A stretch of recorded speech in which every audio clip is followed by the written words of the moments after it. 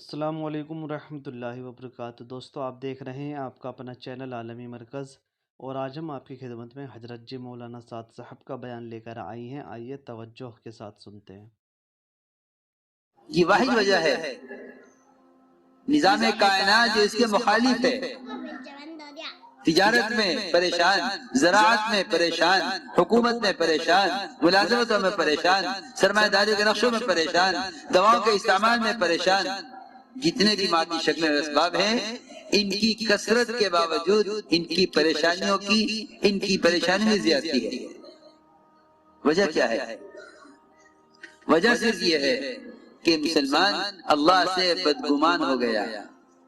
بدگمانی کیا ہے؟ بدگمانی یہ ہے کہ پہلے کائنات کا نقشہ ہوگا، پھر اللہ اس نقشے کے مطابق کریں گے۔ قدرت کہتے ہی اس کو ہیں کہ وہ کسی حال میں، کسی زمانے میں کسی کی پابند نہیں ہے۔ قدرت کہتے ہی اس کو ہیں کہ وہ کسی زمانے میں کسی نقشے کی پابند نہیں ہے، بلکہ اس بات پر غور کرنا پڑے گا بہت۔ اللہ رب العزت نے کائنات اور مادی نقشوں کے جو اسباب انبیاء کے ہاتھ میں دیے ہیں اور انبیاء کو راضی ہو کر دیے ہیں، انبیاء علیہ السلام کو بھی ان نقشوں میں ناکام کر کے دکھلایا، اس لیے کہ معاملہ ہمارے ہاتھ میں ہے، ہم جو چاہیں گے وہ کریں گے، جو انبیاء چاہیں گے وہ نہیں ہوگا۔ میری بات توجہ سننی پڑے گی بہت۔ مادی نقشے انبیاء علیہ السلام کے ہاتھوں میں دے کر اللہ رب العزت نے ہر زمانے میں ہر نبی کے ساتھ اپنی مشیت کو غالب کر کے دکھلایا، کہ نبی محتاج ہیں، اللہ مختار ہیں۔ ہم ان فقراء جن کو اللہ نے کچھ بھی نہیں دیا، کیونکہ جن کو آخرت میں کچھ نہ دینے کا وعدہ کیا ہو، جن کو آخرت میں کچھ نہ دینے کا وعدہ کیا ہو، ان کو دنیا کے اعتبار سے مالدار سمجھنا یہ مسلمان کا اندھا پن ہے۔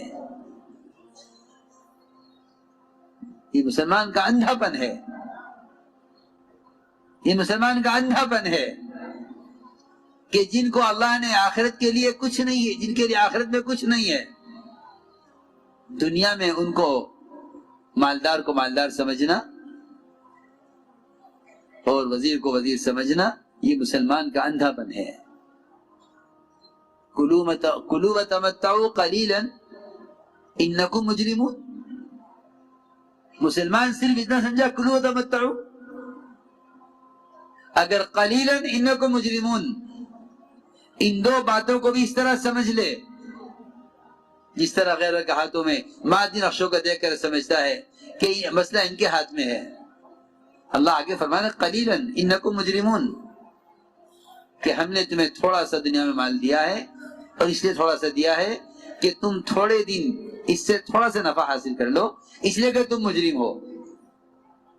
ابدی منافع، ابدی نعمتیں، ابدی حیات صرف ان مسلمانوں کے لیے ہے جو اللہ کو ایک مان کر اس کی اطاعت پر، نبی کے طریقے پر قائم رہیں، ان کے لیے ابدی نعمتوں کا وعدہ ہے۔ جو مسلمان یہ خیال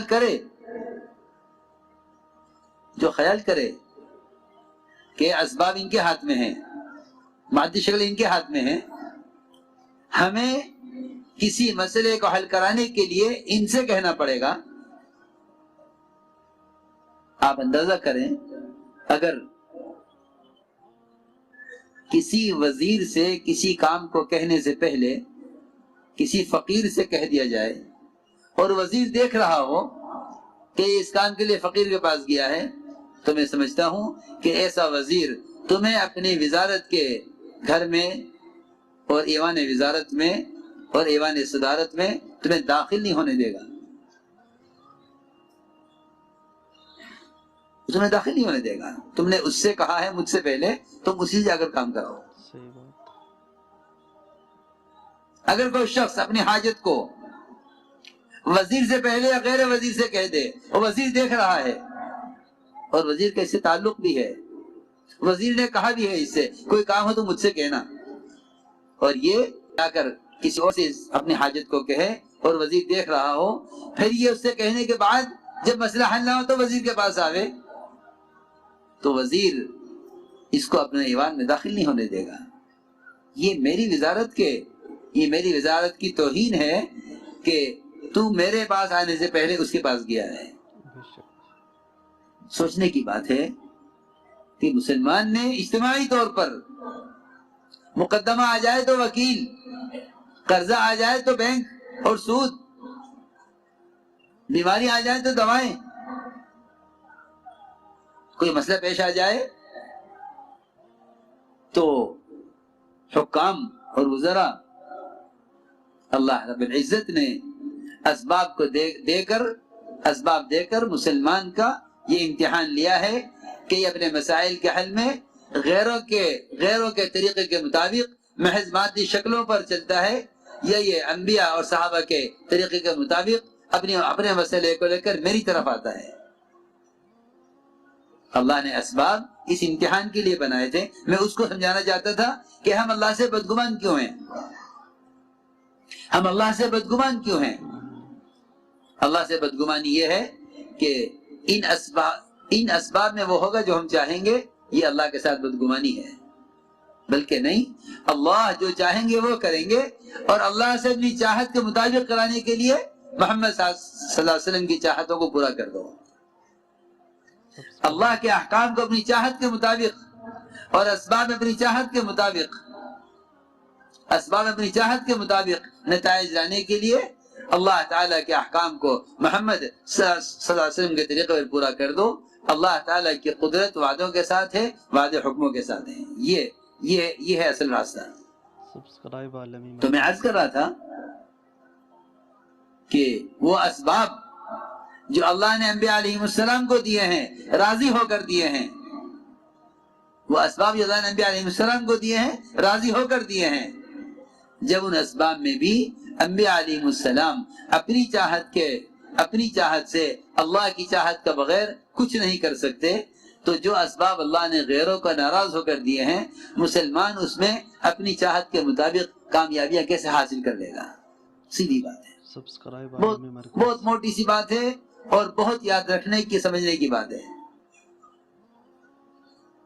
وہ اسباب جو اللہ نے انبیاء علیہ السلام کو راضی ہو کر دیے ہیں، جب انبیاء ان اسباب میں اللہ کی چاہت کے بغیر کامیاب نہیں ہو سکتے، تو مسلمان اس زمانے میں اپنے مسائل کے حل کے لیے ان اسباب سے کیسے امید لگائے بیٹھا ہے جو اسباب اللہ نے غیروں کو ناراض ہو کر دیے ہیں؟ خوب سمجھنا چاہیے۔ اللہ تعالیٰ نے اسباب دیے اس امتحان کے لیے، ہم دیکھتے ہیں کہ تو ہم اس میں کتنا یاد رکھتے ہو۔ سلیمان علیہ السلام کو جسمانی قوت بھی خوب دی، اعلیٰ نسل کی بیویاں بھی دی، خوب بچے جننے والی، اور اعلیٰ قوت بھی دی، اور اس سب کے ساتھ اعلیٰ نیت بھی دی کہ میں ان بیویوں سے 100 مجاہد اللہ کے دین کی محنت کے لیے، ان بیویوں سے 100 مجاہد پیدا کرنا چاہتا ہوں۔ فوج پبلک سے نہیں بنانا چاہتے، بلکہ اپنی اولاد کو مجاہد بنانا چاہتے ہیں۔ نیت اتنی اچھی، ارادہ اتنا اچھا، اسباب پورے مہیا، اللہ کی طرف سے ملی ہوئی وہ قوت جو شاید اور انبیاء علیہ السلام کو نہیں ملی ہے، مادی اسباب سے، ہر اعتبار سے۔ هب لي ملكا لا ينبغي لأحد من بعدي، ایسی بادشاہت ملی ہے۔ اللہ نے آزمایا، اسباب ہم نے دیے ہیں، یہ ان اسباب میں ہمارے بغیر کچھ کر سکتے ہیں؟ سلیمان علیہ السلام نے ارادہ نیک کیا، فرشتے نے یاد بھی دلایا کہ اپنے ارادے کو اللہ کی چاہت پر موقوف کر لو، انشاءاللہ کہہ لو، لیکن بھول گئے۔ 2 موقع ہیں سلیمان علیہ السلام کے بھولنے کے۔ ایک موقع دین کی محنت کے لیے اولاد کو پیدا کرنے کا دوسرا موقع خوبصورت ترین گھوڑوں کے دیکھنے میں. اس موقع پر اشارہ کہنا بھول گئے, اس موقع پر عصر کی نماز بھول گئے. دو موقع ہیں.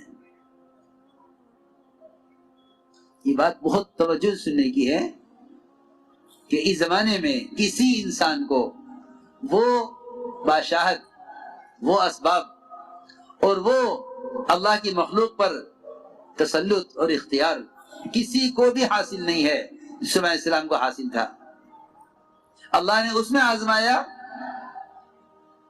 آزمایا. ہمیں کتنا یاد رکھتے ہیں؟ ہمیں ہماری عبادت میں کتنا یاد رکھتے ہیں چیزوں میں پڑھ کر, اور ہمیں اپنے ارادوں میں کتنا یاد رکھتے ہیں؟ یہ دو موقع اللہ کی طرف سے امتحان کے ہیں. ہمیں اپنی عبادت میں کتنا یاد رکھتے ہیں اور ہمیں اپنے مادی اسباب اور شکلوں میں کتنا یاد رکھتے ہیں. اللہ کی شان, سلیمان علیہ السلام نے 100 بیویوں سے صحبت کی, انشاءاللہ کہنا بھول گئے. ایک بیوی سے بھی اولاد نہیں ہوئی. 99 بیویوں کا حمل نہیں ٹھہرا, ایک بیوی کا حمل ٹھہرا, وہ وقت سے پہلے ضائع ہو گیا. اللہ نے دکھلایا.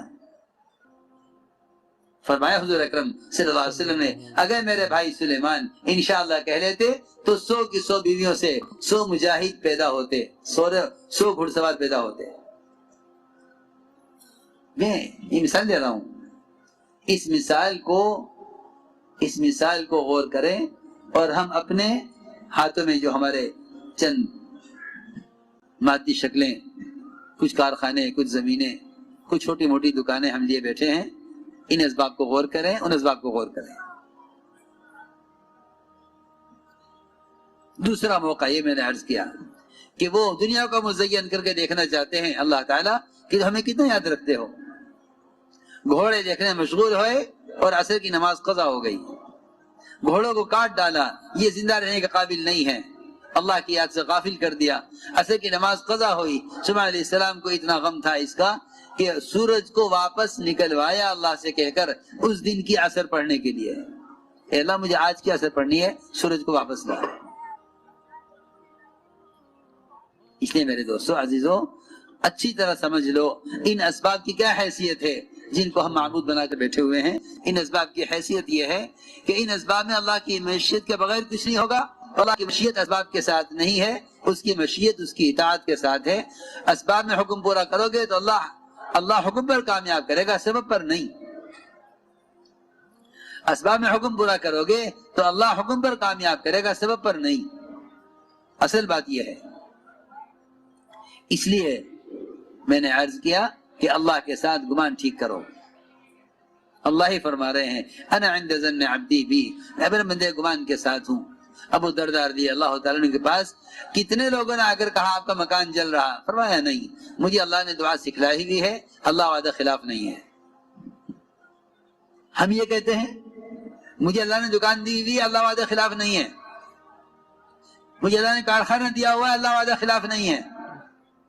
ہم نے اللہ کے وعدوں کو شکلوں کے ساتھ جوڑا ہوا ہے, اس لیے وعدوں سے امید ہے. صحابہ نے وعدوں کو عملوں کے ساتھ جوڑا ہوا تھا, اس لیے عملوں سے امید تھی. یہ تیسری بات ہے.